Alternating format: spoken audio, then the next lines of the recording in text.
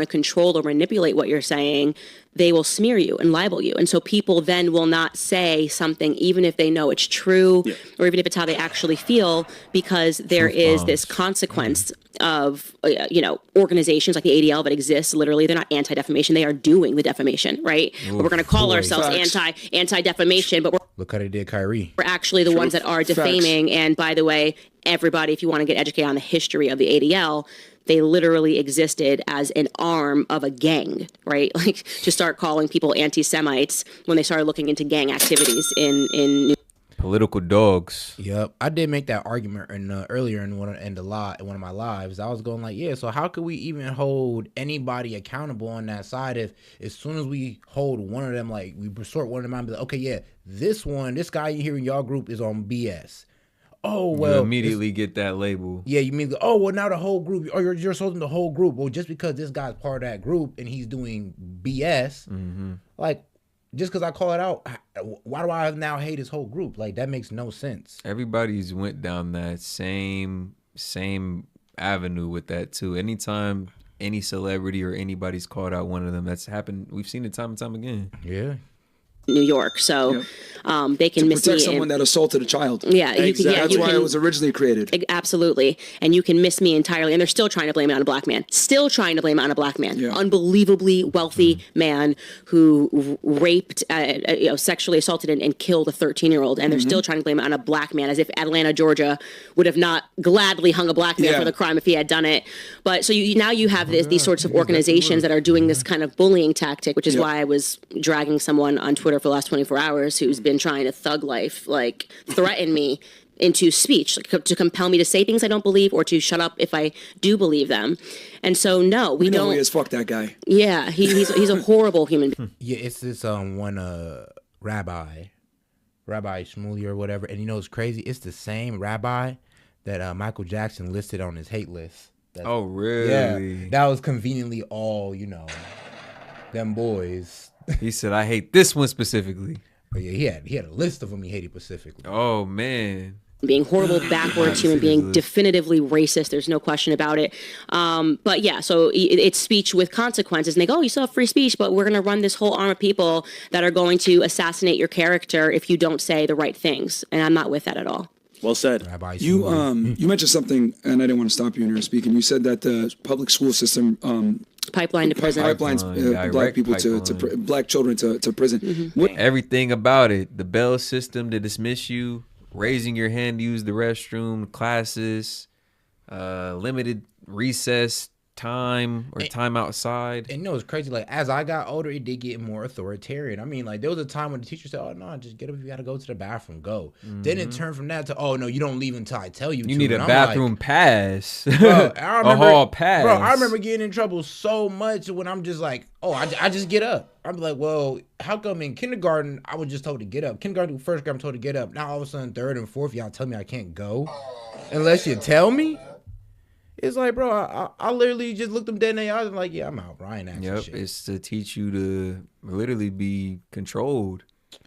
Honestly, easily controlled. I definitely got my ass in trouble over just them trying to control. What component of the public school system do you think is the most damaging that leads to that? So this is really important, and I'm glad you asked me this question. So currently right now in America, 40% of students can't pass a basic literacy exam, exam. Within inner city communities, that's 70%. That's true, because the Catholic. Nah, I remember there was a crazy statistic, that came out when I was taking OGTs that saying majority of y'all felt reading. Well, yes, majority of my high school felt reading. The reading OGT, that shit was crazy. And that's the Ohio graduation test, because we out here in Ohio repping.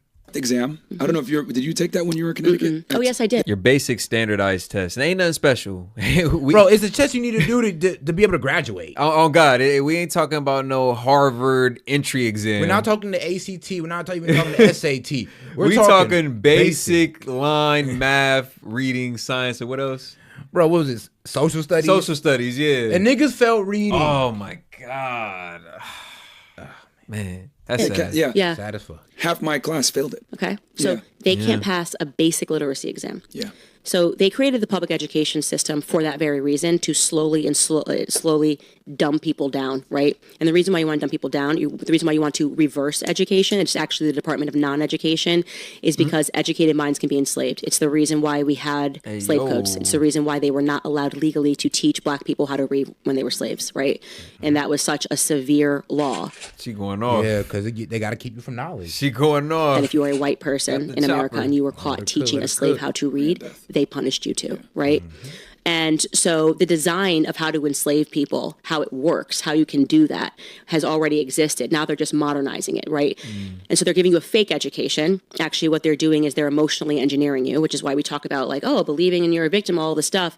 Because then whenever they want to press a button and get you to go after somebody, white man, rich man, you'll do it. Because you're not educated about why you're in that circumstance. You don't understand how economics works. Yeah, low key, like they got us going out hating on the rich people. Like, oh, if you're rich, you're evil and all this. And it's damn near like, oh, it kind of kills your ambition. All rich people are inherently evil, bro. Blah, blah. Yeah, like I low key remember not like, understanding they're in a system that they don't even know the dynamics of. Bro, I low key remember thought being rich was like an evil thing, and all of a sudden I'm going like, well, damn, I want to be rich. Am I evil? Yep, I was told to amass a certain amount of wealth, you have had to done some evil. Man, hey, that's that Charleston White, but you know that's like past like $1 billion, I guess.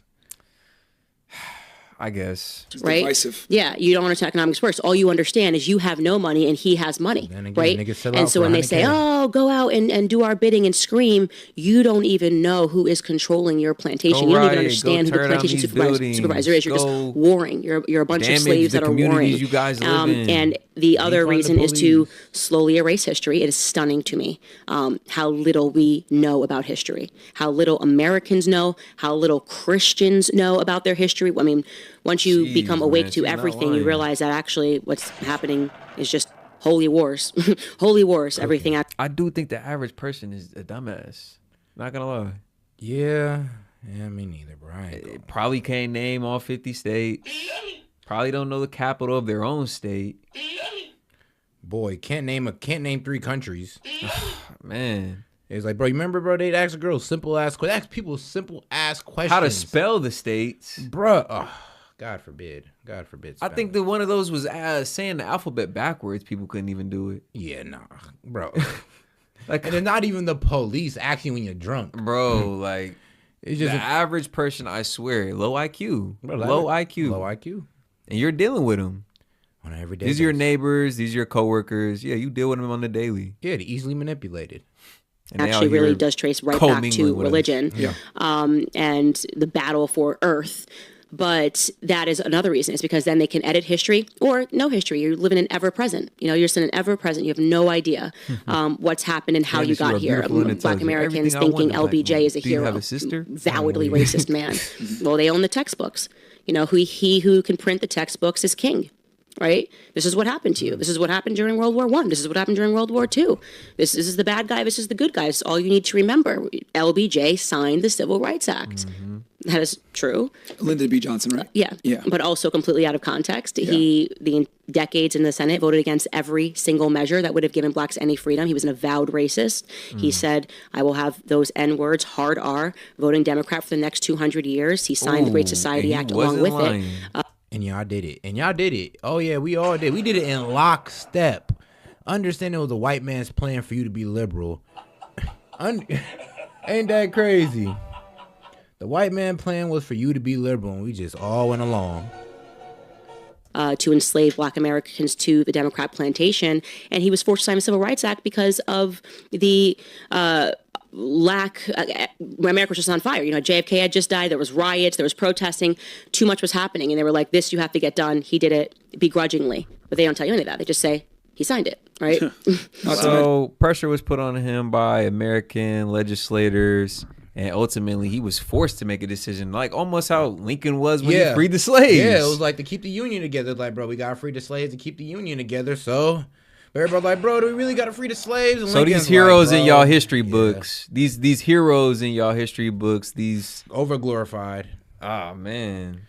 And not accurately depicted, or ideas weren't accurately depicted. Because, hey, Lincoln was a devout racist. Fuck that. These are straight up lies. Yeah, but they tell you something different in school. So, you know, you don't, I guess get triggered. Cause think about it, we all heard our damn Lincoln. And was they tell you racist. that, and they make you answer that on the test. And if you put anything else, you're wrong. So they God. drill it, ingrain it in your brain, bro. program it. If they taught us about Lyndon B. Johnson when he was saying, bro, like there would be no Democratic Party really to stand on. It'd be like, bro, well, yeah, we're not gonna go with y'all. We heard what Lyndon B. Johnson said, bro. We're going conservative.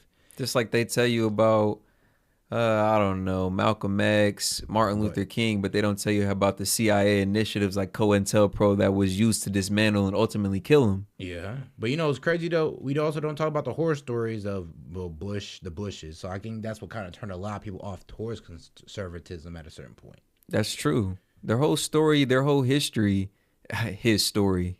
Yeah, It's the story they wanted to tell, really. nah, facts. Actually, forced a bunch of military people on the U.S.'s Liberty to sign a non-disclosure, not talk about them being attacked by a certain place. He also, I just learned this actually over the PBD podcast, intentionally drafted black men to Vietnam. And so he just was so That's sick. racist. And yet black Americans think, yay, that's when we got our freedom. Nope, that's actually when we were enslaved, re-enslaved. He wanted Kennedy dead. They never got along either. Yeah. He didn't like Robert F. Kennedy either.